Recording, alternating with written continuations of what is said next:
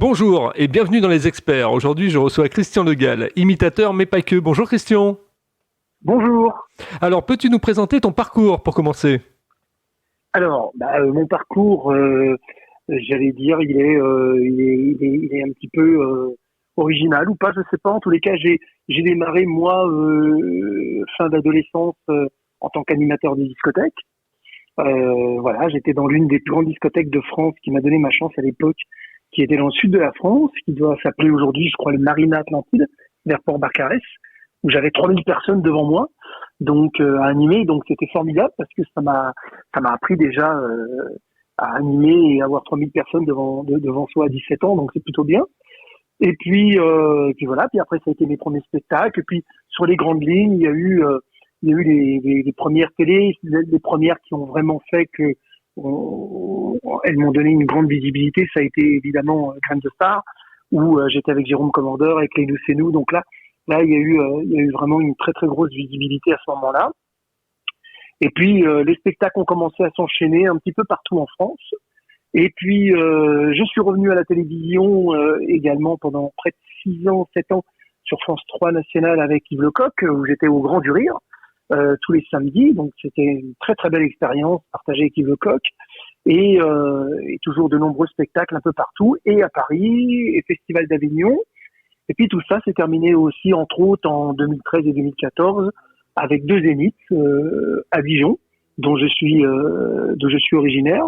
Et on a fait 2 fois 3000 personnes à chaque fois. Donc c'était un bon bout de parcours, on va dire, jusque-là.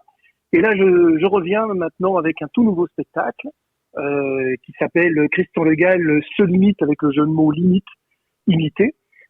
Hashtag au dégât des lieux, qui est à l'affiche au théâtre de 10h à 20h depuis le 29 septembre, tous les mercredis, et jusqu'au 29 décembre. Alors, comment tu t'es rendu compte que tu pouvais être imitateur en fait ? Comment tu as trouvé tes premières voix ? Comment s'est fait le premier déclic ? Alors le premier déclic a été vraiment complètement par hasard, parce que je devais avoir 16 ans dans ces eaux-là. Et effectivement, je suis allé à un spectacle de Patrick Sébastien avec des amis qui le connaissaient. Et on était invités, j'étais dans les premiers rangs. Et je me souviens, il m'avait regardé avec ses grands yeux bleus et le chapeau. Il imitait Michel Boujna. Et une semaine après, avec ses amis, on était en train de jouer aux cartes entre nous. Et puis, j'ai repensé très fort à cette image et à la voix. Et j'ai sorti une vanne, sans le vouloir, avec la voix de Boujna. Et tout le monde m'a dit « Ah, mais t'as vu, t'as sorti la voix de Boujna ?» sans le faire exprès. Et voilà, ça a commencé comme ça. Et puis du coup, j'ai réessayé de la faire. Après, j'ai commencé à essayer de faire d'autres imitations. Et puis petit à petit, je crois que ça a travaillé en même temps la mémoire auditive, etc. Et puis ça s'est fait comme ça, tout à fait par hasard. Et tu t'es rendu compte que tu avais une tessiture tout à fait particulière pour pouvoir faire les voix que tu voulais faire ? Ou en fait, est-ce que tu as travaillé ta voix tout simplement ?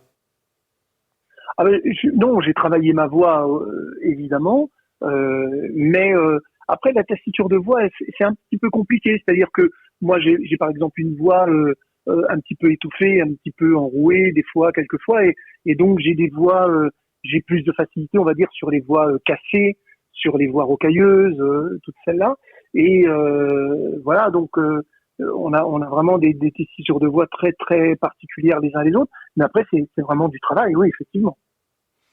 Quand tu as fait ton premier spectacle, quelle a été ta première émotion en fait ? Qu'est-ce que tu as ressenti ? Du trac, un peu de panique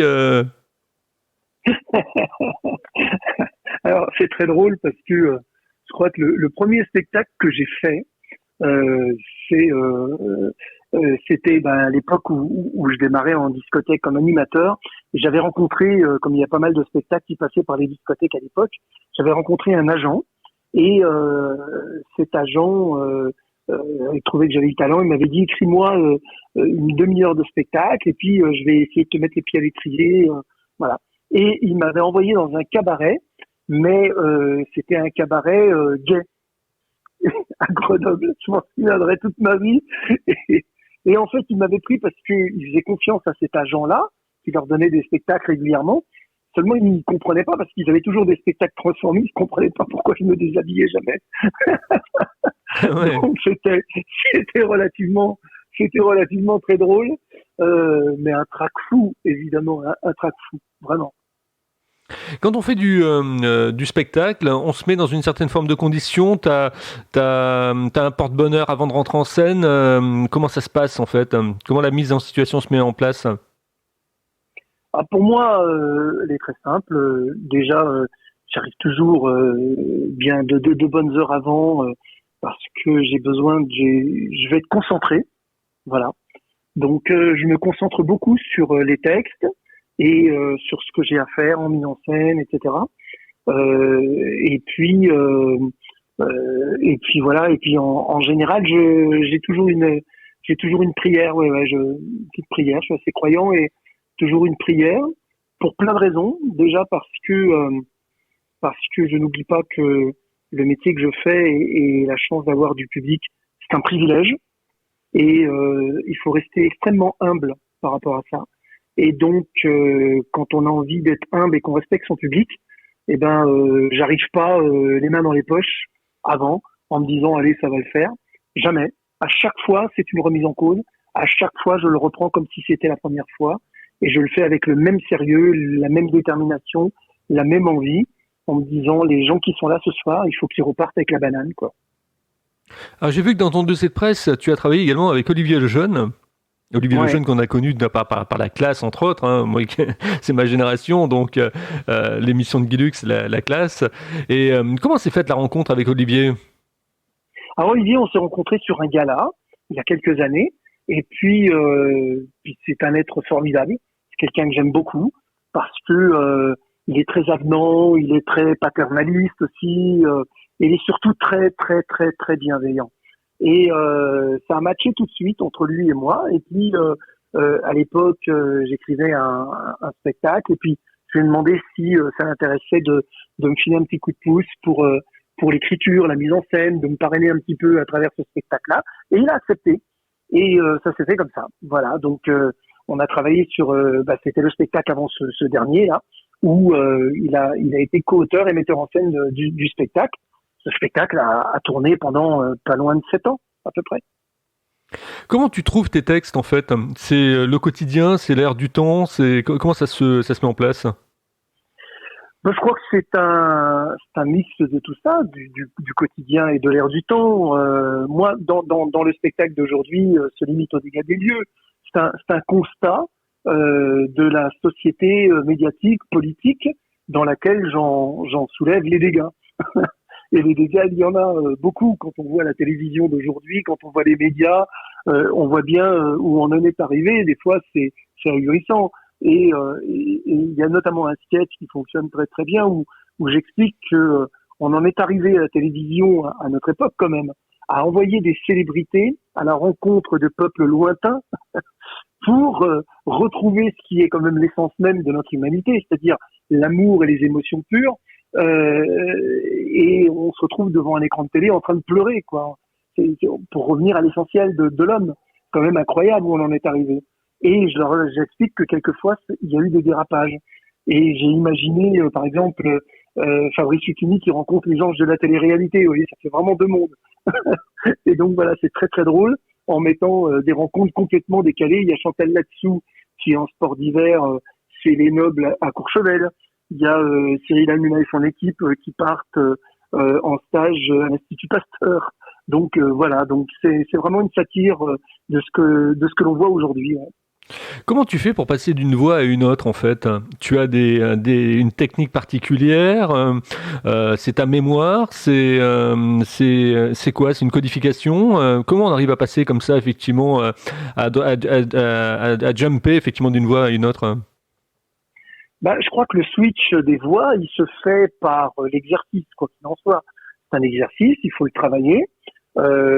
Et puis, comme je le disais tout à l'heure, en fait, les imitateurs ont souvent une mémoire auditive relativement développée, et les voix, une fois qu'elles sont acquises, elles sont là dans le cerveau, et ça agit tout de suite quand on a besoin d'une voix.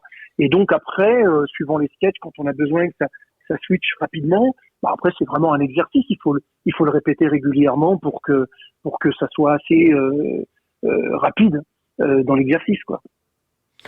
Justement, toujours dans l'application des voix, qu'est-ce qui a été le Mhm. plus difficile? Quelles sont les voix qui sont les plus difficiles à atteindre, en fait, quand tu veux imiter quelqu'un? Ah ben, ça dépend évidemment de la tessiture de notre voix, de chacun. C'est ce que j'expliquais, c'est que moi j'ai plus de facilité pour les voix rocailleuses et les voix un peu cassées. Quand il faut des voix un peu huettes, c'est beaucoup plus compliqué pour moi parce que ça correspond pas trop à ma tessiture de voix. Donc ça demande plus de travail et quelquefois on n'y arrive pas. Mais voilà, donc il faut du temps, il faut beaucoup écouter la voix qu'on a envie d'imiter. Et puis, il y a des fois, ça va très vite et il y a des fois, ça met beaucoup de temps pour y arriver. Ouais. On a avec Christian Le Gall dans les experts, imitateurs, mais pas que, je le dis, hein, parce qu'effectivement, et c'est un homme effectivement un petit peu à multifacette, hein, il a plusieurs cordes à son arc. Au niveau du spectacle, justement, les voix que tu as faites dans ton spectacle, est-ce que tu as rencontré des gens? Est-ce qu'ils ont été étonnés, justement? Quelles ont été les réactions? Alors, jamais. Il y a des voix que je fais dans mon spectacle, des gens que j'ai rencontrés, mais pas dans le cadre de mon spectacle. Donc, ils savaient pas forcément que je les imitais. Donc, j'ai jamais eu encore de ce type de réaction. Il y a Nelson Montfort, qui est un copain, qui est venu me voir il y a quelques jours, et il me dit, ben, je crois que tu es le seul imitateur qui me fait pas dans mon spectacle. Et je lui ai dit oui, mais je te promets que je le ferai plus tard. Je le rajouterai peut-être sur quelque chose, mais non, j'ai pas eu encore de retour de gens que j'imite. J'aimerais beaucoup, avec plaisir. Bon, en général, ils le prennent bien. On dit souvent que le fait d'avoir été imité, c'est une forme de reconnaissance quand les imitateurs vous imitent quelque part. Quand tu veux travailler une voix, comment tu t'y prends en fait? Avant il y avait les magnétoscopes, maintenant il y a les DVD. Tu regardes plusieurs scènes, tu regardes le comportement de la personne, sa gestuelle, sa façon de se déplacer dans l'air. Comment ça se passe? C'est exactement ça. C'est-à-dire que on a la chance aujourd'hui dans l'ère dans laquelle on vit d'avoir un accès excessif et facile à une banque de données grâce à Internet immédiatement. Et ça facilite grandement le travail parce que grâce à Internet, on a accès via les réseaux, YouTube, etc., une banque de données d'images et de discours ou de spectacles qui font que quand on a besoin d'imiter une voix, on a toutes sortes de j'allais dire, de choix que l'on trouve et ça permet effectivement de les réécouter sur telle scène ou quand ce sont des acteurs ou tel chanteur et d'avoir des interprétations différentes de sa voix suivant la scène ou suivant les lives que l'on peut trouver. Donc ça c'est une vraie chance aujourd'hui pour travailler. Et voilà, effectivement, après il faut quand c'est les comédiens, il faut beaucoup écouter parce que on a chacun un tic de langage, on a des phrasés et ce phrasé que nous avons chacun, eh bien il faut le choper chez la personne qu'on veut imiter. Et puis une fois qu'on a chopé ce phrasé, eh bien après on travaille bien sûr la voix, la tonalité jusqu'à l'obtention d'imitation. Alors quand on est imitateur, est-ce qu'on est une sorte de contre-pouvoir par rapport effectivement aux gens qui sont les puissants comme on dit? C'est-à-dire, Bah, c'est-à-dire que, est-ce que tu te permets effectivement de faire passer des messages dans tes textes? Est-ce qu'il y a des revendications personnelles, par exemple, qui trouvent leur place aussi dans certaines interprétations de voix? oui, alors effectivement, quand il y a la revue de presse, moi dans mon spectacle, il y a une revue de presse qui est faite avec l'imitation de la marionnette Jean-Marc, donc de Jeff Panaclock, et c'est lui qui fait la revue de presse. Et effectivement, ça me permet à travers son imitation de faire passer aussi des messages et puis d'être un peu caustique. Moi, j'aime bien être caustique, d'appuyer un petit peu quelquefois là où ça fait mal, mais c'est jamais gratuit, c'est jamais méchant gratuitement, c'est pas le but. Le but c'est de rire, c'est de mettre en exergue des fois la folie des gens ou la folie d'un discours ou la folie d'une loi. Mais après chacun est juge et moi j'allais dire que comme tous les humoristes, notre but normalement c'est de mettre en lumière effectivement quand c'est aberrant, quand c'est une folie, mais le public doit rester juge lui-même de ses opinions. Voilà. Tu discutes beaucoup avec tes collègues imitateurs, justement. Tu as des liens. Vous travaillez ensemble un petit peu. Vous êtes un peu autocritique. Alors moi, j'ai pas vraiment de lien avec d'autres imitateurs. Quelquefois, il m'est arrivé d'en rencontrer, où effectivement, on apprécie aussi le talent de chacun, parce que il y en a d'autres qui ont des beaux talents par rapport à leur tessiture de voix sur certaines imitations, et où c'est bluffant. Et moi, je trouve ça génial aussi, malgré que je sois imitateur. Il n'y a pas de raison. Donc voilà, mais non, j'ai pas eu trop la possibilité de partager la scène avec d'autres imitateurs jusqu'à ce jour. Est-ce que tu as déjà fait des personnages, des voix, effectivement, qui ont été décédés, qui sont décédés, des gens, effectivement, qu'on a gardés en mémoire par rapport à des films? Je pense à Louis de Funès, je pense à des gens comme ça. Est-ce que effectivement tu travailles des voix qui sont décédées? Alors, malheureusement, comme tous les imitateurs, on a aussi beaucoup de voix et aussi de gens décédés qui sont anciens, que ce soit les De Funès, les Bourvil, les Galabru, enfin tout ce qu'on appelle chez nous les classiques. Hein, voilà. Mais dans ce spectacle-là, il y en a quasiment pas. Il y a des gens décédés. Il y a un hommage, il y a Johnny dedans, il y a deux voix, il y a Jean-Pierre Bacry par exemple, voilà. Mais il y en a très peu. Quand j'ai un medley hommage justement où j'explique que malheureusement souvent dans les talents qui nous ont quittés, beaucoup d'entre eux nous ont quittés beaucoup trop tôt, et je fais David Bowie, AC/DC, Michel Berger, Johnny, voilà, donc il y a plus ce type de voix là que les classiques, j'allais dire, des acteurs et comédiens français, déjà parce que ils ont été imités pendant près de 40 ans, donc voilà, et que la génération d'aujourd'hui, très peu les connaissent. Quand on voit que là, on a perdu un monstre sacré du cinéma comme Jean-Paul Belmondo, on voit très bien que dans les reportages, des gens de 25 ans, il y en a plein, Belmondo, ouais, j'en ai entendu parler, mais ils savent pas. Donc, si je me mets à faire que des voix comme ça, mon spectacle, je vais le faire dans les EHPAD.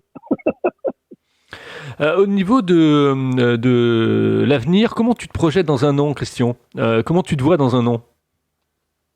Oula, eh ben, c'est compliqué. Très honnêtement, aujourd'hui, on le voit déjà, la programmation à Paris, on a plein de presse, comme les Échos encore dernièrement, qui font des articles pour dire que c'est très très compliqué, notamment la programmation parisienne. C'est très dur pour les théâtres privés, pour les artistes, parce que avec la crise sanitaire, beaucoup ne sont pas encore revenus, beaucoup ne reprennent pas les habitudes des sorties au théâtre. Donc c'est assez compliqué. Donc la visibilité, elle est toujours un peu floue encore à un an. Si j'avais un souhait, évidemment, dans un an, ça serait d'ici un an, il y a le cursus faire Avignon, et puis revenir également sur une programmation parisienne en octobre 2022.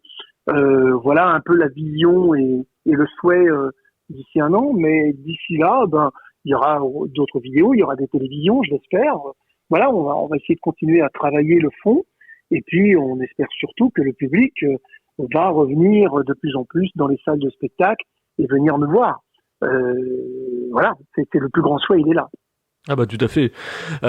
Pour conclure cette interview, il nous reste quelques questions, mais je vais t'en poser une effectivement qui amuse beaucoup les gens et elle est régulière, elle est permanente cette question dans les experts.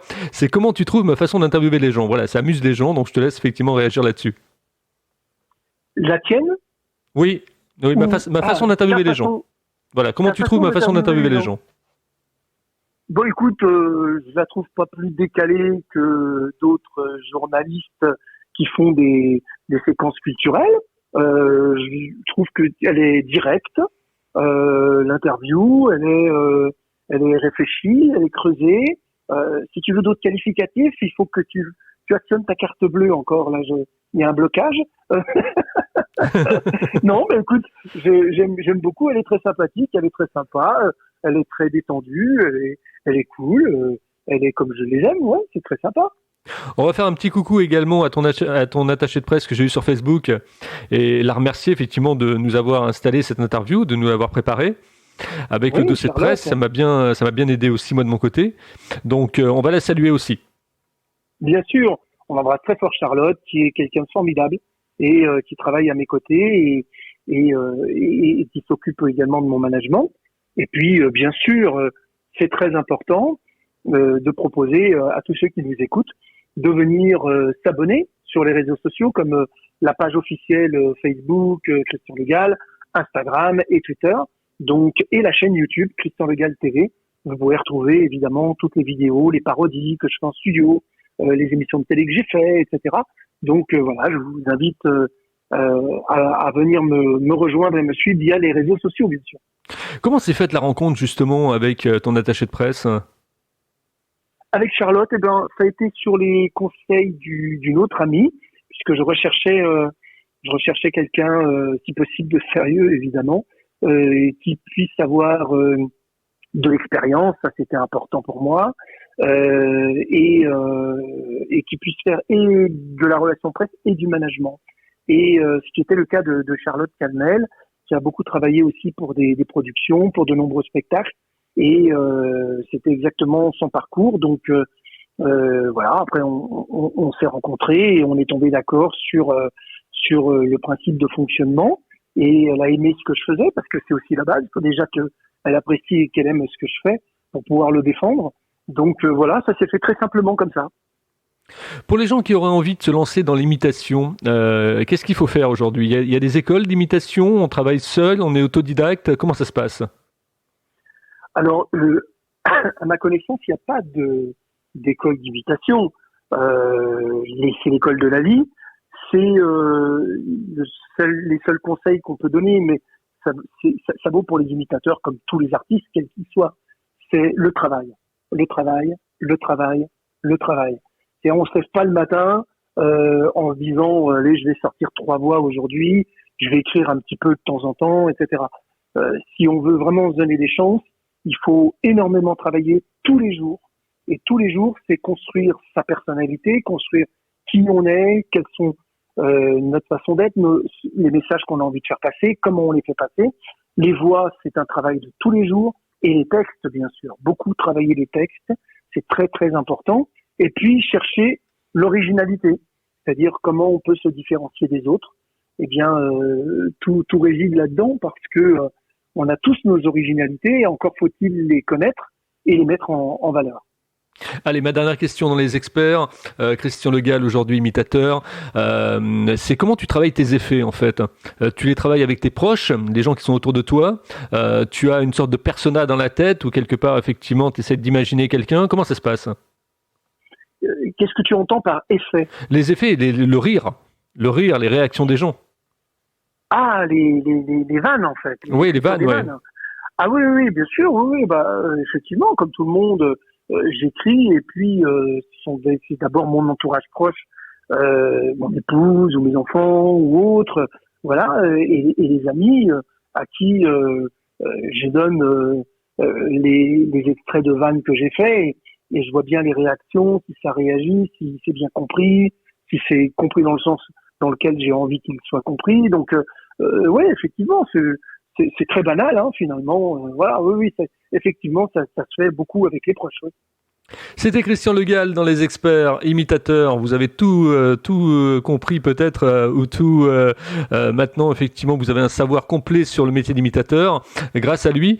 Si vous voulez, vous également être interviewé par mes micros, eh bien, vous me contactez tout simplement sur contact@libre-antenne.fr, contact@libre-antenne.fr. Le bateau amiral pour écouter Les Experts, c'est le www.libre-antenne.fr. Allez, une petite minute pour conclure cette interview, Christian. Où on peut effectivement te retrouver? Tu nous as parlé un peu des réseaux sociaux tout à l'heure. Comment on peut rentrer en contact avec toi après cette interview? Pour rentrer en contact avec moi, vous pouvez le faire via le site officiel internet, bien sûr. Et les gens, les professionnels peuvent toujours contacter sur la page officielle Facebook également. Il y a le contact de Charlotte qui est en management et relations presse avec son mail et puis son portable. Donc les professionnels peuvent la contacter sans problème aisément via la page officielle, bien sûr. Merci Christian. Tu ne quittes pas, je te retrouve en antenne. Merci beaucoup.